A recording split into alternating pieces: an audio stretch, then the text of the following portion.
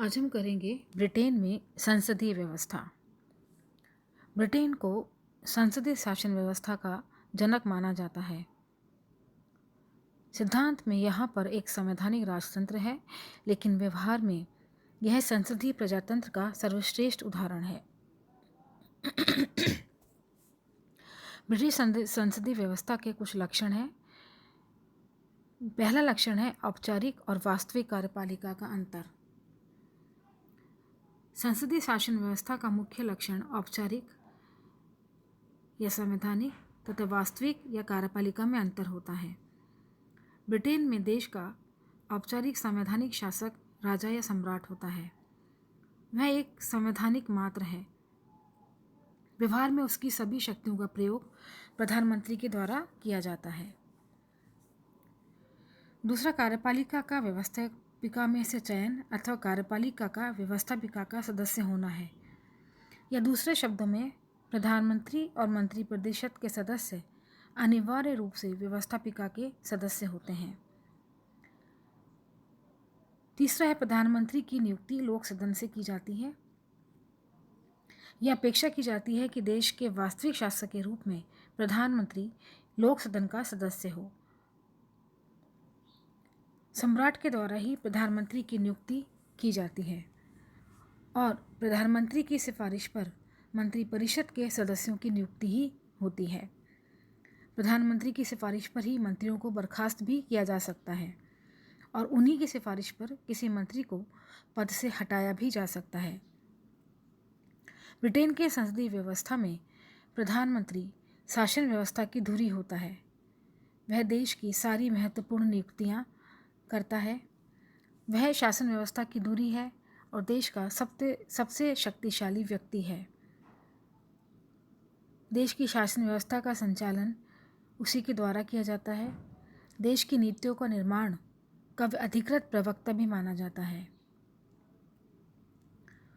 संसदीय शासन व्यवस्था के कारण संसद को देश की राजनीति की व्यवस्था में एक प्रमुख स्थान होता है। इसीलिए ब्रिटेन में संसदीय सर्वोच्चता के सिद्धांत को अपनाया गया है, जहाँ पर संसद की भूमिका प्रमुख है। मंत्रिपरिषद व्यवस्थापिका या संसद के प्रति सामूहिक रूप से उत्तरदायी होती है। सभी मंत्री एक साथ तैरते हैं और एक साथ डूबते हैं। ब्रिटिश संसदीय शासन व्यवस्था में मंत्रिपरिषद सामूहिक रूप से ब्रिटिश संसद के प्रति उत्तरदायी होती है। संसदीय शासन व्यवस्था में ही कार्यपालिका अर्थात मंत्रिमंडल को संसदीय नियंत्रण का सामना भी करना पड़ता है।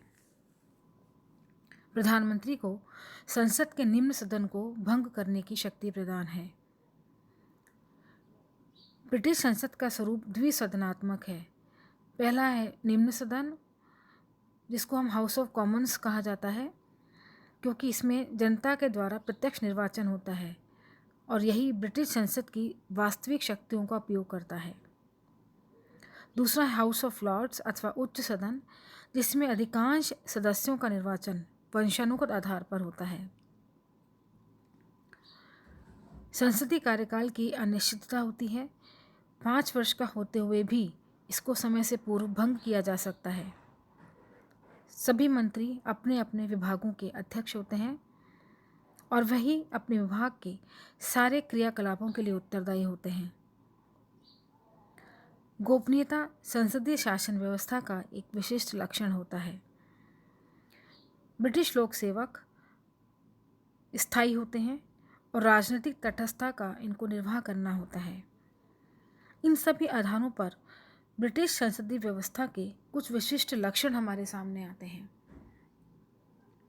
पहला, कि ब्रिटिश संसदीय व्यवस्था में 3 प्रमुख विचारधाराओं का समन्वय है: रूढ़िवाद, उदारवाद और समाजवाद।